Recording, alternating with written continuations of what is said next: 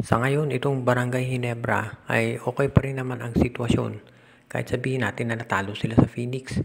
Pero ang namomroblema dito ay itong TNT Tropang Gigan dahil ayon dito sa report ng Spin PH, mukhang terminated na talaga ang kontrata nitong si Mikey Williams at gusto na siyang i-trade nitong TNT Tropa at mukhang ino-offer na siya dito sa Barangay Ginebra para dito makuha itong si Stanley Pringle at si Nads Pinto.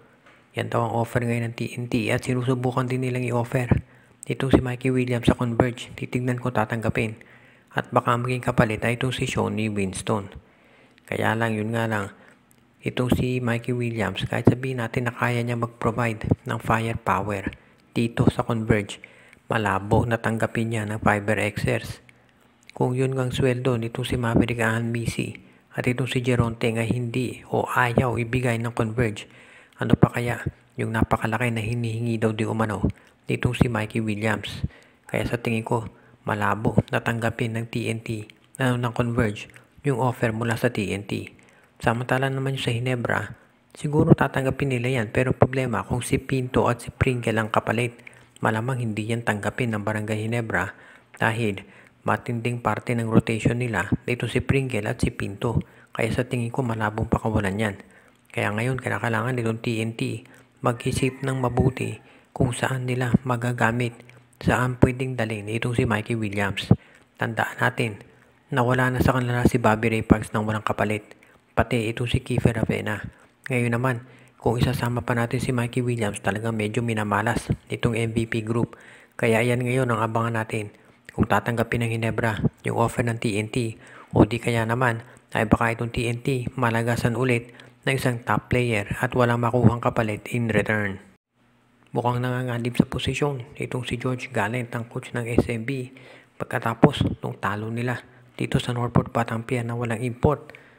At ang matindi pa kasi dito, yung susunod na schedule nitong San Miguel Beer ay talagang napakabigat dahil makakaharap nila itong Magnolia, TNT, Ginebra at Phoenix.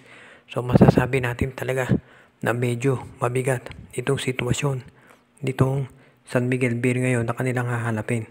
So ibig niya sabihin, itong SMB ngayon ay masasabi natin of course na baka magkasunod-sunod ang talo. Alam natin na may problema sila dahil wala nga si Junmar Fajardo. So ang problema dyan ay hindi lang si Fajardo wala, kung hindi ang dami pang players. Itong si Teng, si Manuel, si Enciso, si Terence Romeo, si Kitty Menes. So ibig niya sabihin talaga medyo ito ang problema ngayon nila. Plus yung import, pinag-iisipan ng palitan dahil baka nangangailangan daw sila nung post-up player dahil wala si Junmar. Nakita naman natin na hindi masyadong naging effective itong si Ivan Aska nung wala si Fajardo. So sa ngayon, kailangan tignan natin kung ano magiging sitwasyon dito kay Coach George Gallant dahil kahit hindi naman niya kasalanan yung naging injuries, mas madaling palitan yung mga coach at yung import kaysa mag-trade ng player. So baka ganyan ngayon ang mangyari dito sa San Miguel Beer, mapalitan dito si Coach George Gallant. So abangan na lang natin kung ano magiging desisyon ngayon ditong SMB management tungkol dito kay Gallant dahil mukhang hindi pa sigurado kung ano ba talaga magiging aksyon ng SMB dahil yung injury kay Fajardo hindi talaga nila inaasahan. Magandang compliment sana dito si Aska dito kay Junmar, pero yun nga, nagkaroon ng injury si Fajardo at maraming games na mawawala at natapat pa na yung pinakamabibigat na schedule, doon siya hindi makapaglalaro. Kaya problemado ngayon ang SMB.